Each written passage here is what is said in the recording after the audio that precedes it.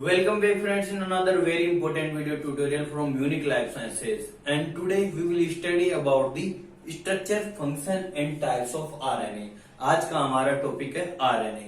आज हम जानेंगे कि RNA की संरचना कैसी होती है, उसकी स्ट्रक्चर कैसी होती है, उसका फंक्शन क्या होता है और उसके कौन कौन से प्रकार है। लास्ट वीडियो लेक्चर्स में हमने स्टडी कर ली है डीएनए के बारे में।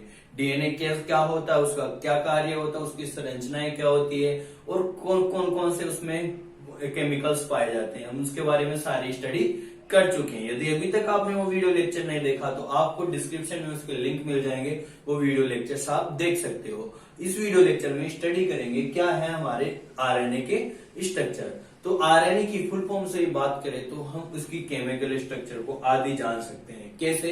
Ribose nucleic acid. राइबोज इसमें है शुगर, यानी पेंटो शुगर पाई जाती है। कौन सी प्रकार की? राइबोज प्रकार की। और न्यूक्लिक एसिड है ये। तो जैसे ही आपको पता चलता है न्यूक्लिक एसिड है, तो न्यूक्लिक एसिड क्या होता है मैं पढ़ा चुका हूं। न्यूक्लिक एसिड का मतलब है ऐसा एसिड जो न्यूक्लियस में पाया जाता है। नहीं, ये नहीं। न्यूक्लिक एसिड जरूरी नहीं है न्यूक्लियस में ही पाया जाए, हाँ, लेकिन न्यूक्लियस में इसका निर्माण होता है, ये जरूरी है। इसीलिए इसको क्या बोलते हैं? Nucleic acid. ठीक है, तो न्यूक्लिक एसिड किसको हम दूसरी भाषा में, केमिकल भाषा में क्या बोलते हैं? पॉलीन्यूक्लियोटाइड। क्या बोलते हैं? पॉलीन्यूक्लियोटाइड।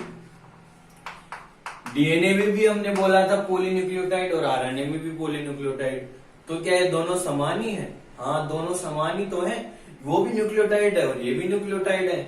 वो भी पॉलीन्यूक्लियोटाइड था और ये भी पॉलीन्यूक्लियोटाइड है, यानी बहुत सारे न्यूक्लियोटाइड मिलकर एक बड़ा सा सूत्र बनाते हैं। और ये बड़ा सा सूत्र ही क्या है? आरएनए है और वो डीएनए है। थोड़े बहुत अंतर है, इसलिए इसका नाम डीएनए पड़ गया, वो आरएनए पड़ गया। वो अंतर हम लास्ट वीडियो लेक्चर में देख चुके हैं। क्या अंतर होते हैं आपको डिस्क्रिप्शन में मिल जाएगा लिंक। अब यहाँ पर हम केवल आरएनए पर फोकस करेंगे। आरएनए की केमिकल स्ट्रक्चर देखें तो इसमें क्या पाए जाते हैं? बहुत सारे न्यूक्लियोटाइड पाए जाते हैं। और न्यूक्लियोटाइड्स की बात करें तो इनमें 4 प्रकार के नाइट्रोजन बेस पाए जाते हैं। कौन से नाइट्रोजन बेस पाए जाते हैं?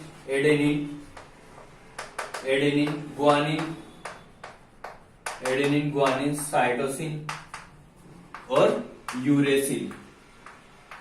साइटोसिन और यूरेसिल। डीएनए में यहाँ थायमिन पाया जाता है यूरेसिल की जगह, और तीनों सेम होते हैं। चलो छोड़, अब बात करते हैं ये केमिकल स्ट्रक्चर। ये तो नाइट्रोजन बेस पाए जाते हैं। शुगर की बात करें तो शुगर कौन सी पाई जाती है? Ribose sugar. राइबोज शुगर का मतलब इसके 2 नंबर कार्बन पर अल्कोहल उपस्थित होगा, और डिऑक्सीराइबोज शुगर में अल्कोहल नहीं पाया जाता है। सिंपल से स्ट्रक्चर पेंटो शुगर पाई जाती है, जिसको राइबोज शुगर बोलते हैं। ओके, नेक्स्ट बात करें, फॉस्फेट पाया जाता है जो सभी में पाया जाता है, डीएनए और आरएनए में। तो ये तीनों मिलकर क्या बनाते हैं? न्यूक्लियोटाइड। एक ये न्यूक्लियोटाइड बन जाएगा, एक ग्वानिन के साथ न्यूक्लियोटाइड बन जाएगा, साइटोसिन के साथ और यूरेसिल के साथ। ये 4 प्रकार के न्यूक्लियोटाइड बहुत सारी संख्या में जुड़कर क्या करते हैं? लंबी सारी श्रृंखला का निर्माण करते हैं। वो क्या कहलाती है? आरएनए। अब आरएनए की बात करें तो आरएनए हमेशा क्या होता है? एक सिंगल स्टैंडर्ड में ही मिलता है। ज्यादातर कैसा रहता है? सिंगल स्टैंडर्ड में रहता है। ऐसे बहुत सारे न्यूक्लियोटाइड एक दूसरे से जुड़े रहते हैं। लेकिन कभी कभी ये क्या करता है, जैसे ये लंबा सूत्र है और ये लंबा सूत्र कभी कभी ये इंट्रामोलिकुलर बॉन्ड्स बना लेता है, तो इसमें बॉन्ड्स बन जाते हैं। 2 सूत्र आपस में अटैच नहीं होते लेकिन खुद में ही बॉन्डिंग हो जाती है, इसलिए इसको बोलते हैं इंट्रामोलिकुलर बॉन्ड्स। तो कभी कभी ऐसे लगता है जैसे द्विसूत्रीय हो। नॉर्मली ये कैसे पाया जाता है? सिंगल स्टैंडर्ड ही। अब बात करें इसका निर्माण कहां पर होता है? इसका निर्माण होता है न्यूक्लियस में। आरएनए का निर्माण कहां पर होता है? न्यूक्लियस में। स्ट्रक्चर की बात करें तो स्ट्रक्चर हमेशा इसकी कैसी रहती है? Single standard. या इसकी साइज की बात करें तो ये भी कैसा होता है? डीएनए के जैसे बड़ा मॉलिक्यूलर होता है, लेकिन डीएनए से थोड़ा साइज में छोटा रहता है। और अलग अलग प्रकार का डीएनए, अलग अलग सेल्स में अलग अलग प्रकार का आरएनए बनता है। आरएनए की size cell according to protein, according to gene change रह सकती है। तो अलग अलग प्रकार के आरएनए होते हैं, वो देखेंगे हम कौन कौन से आरएनए होते हैं। नेक्स्ट बात करें तो ये क्या है? कोशिका में, केंद्रक में भी पाया जाता है।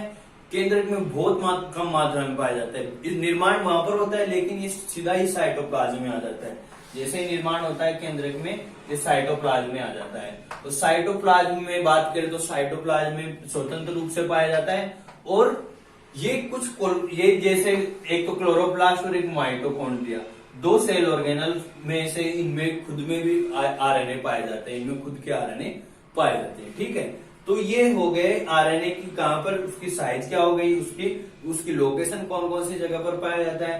केमिकली बात करें तो इसमें क्या होता है, एक सिरे पर 3 प्राइम होता है और एक सिरे पर 5 प्राइम होता है। तो 3 प्राइम टू 5 प्राइम इसकी संरचना होती है। अब बात करें इसके टाइप्स की, तो हम इसको 2 भागों में बांट सकते हैं। कैसे, ये जेनेटिक मटेरियल के रूप में पाया जाता है या नहीं पाया जाता है। ज्यादातर बात करें तो ज्यादातर ऑर्गेनिज्म में, धरती पर जितने भी जीव हैं उनमें लगभग में सभी में लगभग में क्या पाया जाता है, DNA as a genetic material यानी आनुवांशिक पदार्थ के रूप में क्या पाया जाता है, डीएनए पाया जाता है।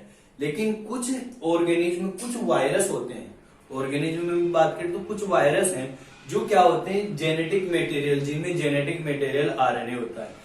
लेटेस्ट एग्जांपल की बात करें तो आपका कोरोना वायरस, कोविड-19 जो है आपके, उसमें भी क्या पाया जाता है, आरएनए ही जेनेटिक मटेरियल पाया जाता है। तो इस आधार पर हम आरएनए को 2 भागों में बांट सकते हैं। आरएनए है हमारे पास, आरएनए 2 भागों में बांट सकते हैं। किसके बेसिस पर, जेनेटिक मटेरियल के बेसिस पर। जब यदि जेनेटिक मटेरियल के रूप में पाया जाता है तो उसको बोलते हैं जेनेटिक आरएनए, जेनेटिक आरएनए। यदि ये जेनेटिक मटेरियल के रूप में नहीं पाया जाता है तो उसको बोलते हैं non genetic RNA, non genetic RNA. Genetic RNA की बात करें तो जेनेटिक आरएनए मैंने बताया कि ज्यादातर ऑर्गेनिज्म में तो डीएनए ही जेनेटिक मटेरियल होता है, लेकिन कुछ वायरस होते हैं, जैसे एग्जांपल की बात करें, कुछ प्लांट वायरस हैं, एक है TMV, tobacco mosaic virus. Tobacco mosaic virus में कैसा पाया जाता है, सिंगल स्टैंडर्ड पाया जाता है, single standard RNA genetic material के रूप में पाया जाता है। एक और बात करें, एक और प्लांट वायरस है जिसको हम बोलते हैं वुंड वायरस, वुंड वायरस। इसमें क्या होता है, ये डबल स्टैंडर्ड के रूप में पाया जाता है। कैसा पाया जाता है, डबल स्टैंडर्ड के रूप में पाया जाता है। कुछ एनिमल वायरस भी हैं, जैसे इन्फ्लुएंजा वायरस। इन्फ्लुएंजा वायरस में भी क्या पाया जाता है, जेनेटिक मटेरियल के रूप में पाया जाता है, वो भी सिंगल स्टैंडर्ड के रूप में। ठीक है। एक होता है रियो वायरस। रियो वायरस में क्या होता है, ये डबल स्टैंडर्ड के रूप में पाया जाता है। रियो वायरस में कैसे पाया जाता है, डबल स्टैंडर्ड के रूप में। तो ये कुछ वायरस हैं जिनमें जेनेटिक मटेरियल के रूप में क्या पाया जाता है, हमारा आरएनए पाया जाता है।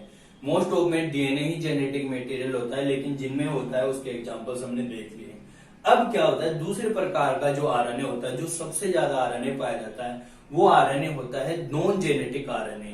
जैसे हमारे एनिमल सेल्स की बात करें, मनुष्य की बात करें, तो सब जितने भी हायर प्लांट्स एनिमल्स की बात करें, उनमें जेनेटिक मटेरियल तो क्या होता है, डीएनए।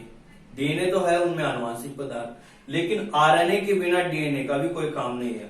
तो वहां पर वो नॉन जेनेटिक कार्य करता है, हम बोल सकते हैं नॉन जेनेटिक कार्य कर रहा है, लेकिन डीएनए अपनी एक्सप्रेशन बिना आरएनए के नहीं कर सकता है। तो वहां पर नॉन जेनेटिक आरएनए को 3 भागों में बांटते हैं हम। 3 भागों में बांटते हैं, कौन कौन से हो गए। सबसे पहले है एमआरएनए यानी messenger RNA, mRNA messenger RNA. दूसरा है हमारे पास टीआरएनए यानी ट्रांसफर आरएनए, और तीसरा है हमारे पास आरआरएनए यानी राइबोसोमल आरएनए। तो ये 3 प्रकार के आरएनए होते हैं जो कैसे होते हैं, नॉन जेनेटिक आरएनए। ये तो जेनेटिक आरएनए हो गए जो कुछ एनिमल्स यानी कुछ वायरस में पाए जाते हैं, और नॉन जेनेटिक आरएनए जो मेन आरएनए होता है, जिनके बारे में हम अलग से स्टडी करेंगे कि एमआरएनए की स्ट्रक्चर कैसी होती है, टीआरएनए कैसी होती है, आरआरएनए की कैसी होती है, वहां पर उनके फंक्शन देखते हैं। तो देखो ये तीनों आरएनए मिलकर क्या करते हैं, तीनों प्रकार के आरएनए का यदि मैं एक टर्म में बताऊं तो इनका काम है प्रोटीन सिंथेसिस करना। अब आप बोलोगे कि तीनों मिलकर प्रोटीन सिंथेसिस कैसे करते हैं, तो समझिए मैं बताता हूं आपको किस प्रकार से तीनों प्रकार के आरएनए किस प्रकार से अपना कार्य करते हैं। जैसे आपको पता होगा ये कोशिका है, कोशिका में क्या पाया जाता है, केंद्रक पाया जाता है। केंद्रक में क्या पाया जाता है, डीएनए पाया जाता है। ठीक है, ये डीएनए है। ये डीएनए क्या करता है, इसके पास जीन है, अपनी इंफॉर्मेशन इसके पास, लेकिन ये अपनी इंफॉर्मेशन को बाहर पहुंचाना चाहता है, यानी जो भी इंफॉर्मेशन है उसको एक्सप्रेस करेगा। एक्सप्रेस करने के लिए इसको कोई ना कोई मैसेंजर चाहिए होगा, यानी कोई ना कोई संदेशवाहक चाहिए होगा। तो संदेशवाहक कौन होता है, एमआरएनए। तो जो डीएनए से क्या बनता है, एमआरएनए बनता है, यानी इस पर जो इंफॉर्मेशन होती है वो इंफॉर्मेशन ट्रांसफर होती है किस पर? आरएनए पर। और उस आरएनए को बोलते हैं एमआरएनए यानी मैसेंजर आरएनए। एमआरएनए यानी मैसेंजर आरएनए। अब ये मैसेंजर आरएनए कैसा होता है? सिंगल स्ट्रैंडेड होता है कोई भी जीन के लिए। अब ये मैसेंजर आरएनए क्या करता है? इस इंफॉर्मेशन को लेकर कहां पर जाता है? साइटोप्लाज्म में। साइटोप्लाज्म में जाएगा और साइटोप्लाज्म में जाते ही क्या होगा? साइटोप्लाज्म में जाते ही क्या होगा? इस पर राइबोसोम्स आकर जुड़ जाएंगे इस प्रकार से। और ये राइबोसोम्स क्या करेंगे? इस पर जो भी इंफॉर्मेशन थी उसकी रीडिंग करेंगे। अब आप बोलोगे कि राइबोसोम्स में क्या पाया जाता है? आरआरएनए पाया जाता है। मैंने राइबोसोम की स्ट्रक्चर, इसके निर्माण के बारे में बता चुका हूं, उसका भी लिंक आपको डिस्क्रिप्शन में मिल जाएगा। देखो राइबोसोम में क्या पाया जाता है? आरआरएनए। कौन सा आरएनए पाया जाता है? आरआरएनए। वो आरएनए क्या करता है? इसकी रीडिंग करता है। वो आरएनए क्या करता है? इसकी रीडिंग करता है। और रीडिंग करने के साथ साथ चेक करता है कि यार इस पर क्या इंफॉर्मेशन है। उस इंफॉर्मेशन को क्या करता है? ट्रांसलेशन करता है। तो डीएनए से एमआरएनए बनने की प्रक्रिया को तो क्या बोलते हैं? ट्रांसक्रिप्शन यानी अनुलेखन। ट्रांसक्रिप्शन।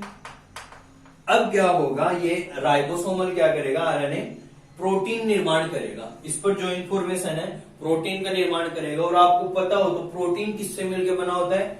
एमिनो एसिड से। किससे मिलकर बना होता है? एमिनो एसिड से। अब एमिनो एसिड कहां से लाएगा? एमिनो एसिड कौन ला कर देगा इसको? वो भी काम आरएनए करेगा। तो तीसरा प्रकार का आरएनए है ट्रांसफर आरएनए, जो क्या करता है? जैसे साइटोप्लाज्म में बहुत सारे हमारे पास ये क्या है? एमिनो एसिड है। आपको पता है 20 प्रकार के एमिनो एसिड होते हैं जिनसे पूरी जीवों की सारी प्रोटीन बन जाती है। 10 आवश्यक एमिनो एसिड और 10 अनावश्यक, इसेंशियल एंड नॉन इसेंशियल। तो वो 10 प्रकार के एमिनो एसिड, 20 प्रकार के एमिनो एसिड साइटोप्लाज्म में पाए जाते हैं।